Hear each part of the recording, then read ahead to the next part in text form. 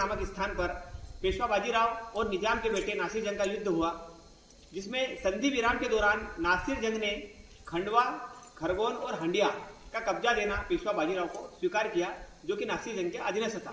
इसलिए पेशवा बाजीराव 23 मार्च को महाराष्ट्र के मुंगीपेठन से चले तो 23 अप्रैल के समथिंग रावेरखेड़ी आ गए थे उनकी छावनी में यहाँ की व्यवस्था देखने। और जब यहाँ आए तो अप्रैल का महीना था, उष्माघात के कारण पेशवा बाजीराव को लू लग गई। ऐसे 2-4 दिन बीमार रहे। 28 अप्रैल को पेशवा बाजीराव की मृत्यु इसी स्थान पर जहाँ पर हम खड़े हैं रावेरखेड़ी नर्मदा तट पर हो गई। उनकी स्मृति में 1750 में यानी उनके मरने के 10 साल बाद ग्वालियर के राणोजी शिंदे जो उनके खास सूबेदार हुआ करते थे, उन्होंने फिर इस समाधि का निर्माण करवाया। जिस समाधि पर हम खड़े हैं, इस समाधि का निर्माण उनके खास सूबेदार राणोजी सिंधिया ने करवाया था।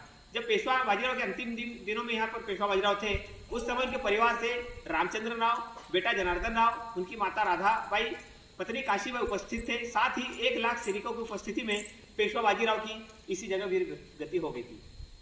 आइए मैं आपको पेशवा बाजीराव के पूरे जीवन चरित्र जो एक वीर गाथा है जो मैंने लिखी, जन्म से मृत्यु तक पेशवा के साथ क्या हुआ था, कौन थे पेशवा बाजीराव, क्यों मरे ना, उसकी वीर गाथा जो मैं सबको सुनाता हूँ, आपको सुना रहा हूँ कि क्या हुआ था बाजीराव के साथ। श्री बालाजी विश्वनाथ पिता थे, इनके पिता का नाम श्री बालाजी विश्वनाथ पिता थे, वो राधा माता जाया था, हिंदुस्तान में आजादी कराते रावेरखेड़ी में आया था, हिंदुस्तान में आजादी कराने वह धरा पर आया था।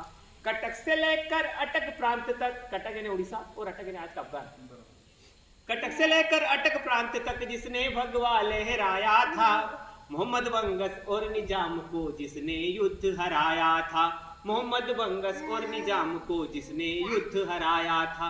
छत्रसाल की रक्षा करके, बुंदेल प्रांत की रक्षा करके ये मालवा निमाड़ को भी पाया था, काशीबाई मस्तानी से जिन्होंने ब्याह रचाया था, काशीबाई मस्तानी से जिन्होंने ब्याह रचाया था।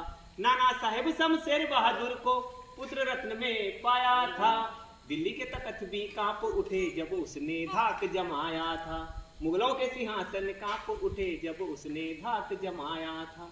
गायकवाड़ होलकर सिंधिया पवार से मराठा संघ बनाया था, 41 वो युद्ध जीत कर अपराजय कहलाया था, 41 वो युद्ध जीत कर अपराजय कहलाया था। लू लगने से वीर गति हो गई, रावेरखेड़ी में वीर गति हो गई, वीर अमर बलिदानी की यही कहानी लिखी अनिल ने बाजीराव सेनानी की, यही कहानी लिखी अनिल ने बाजीराव सेनानी की।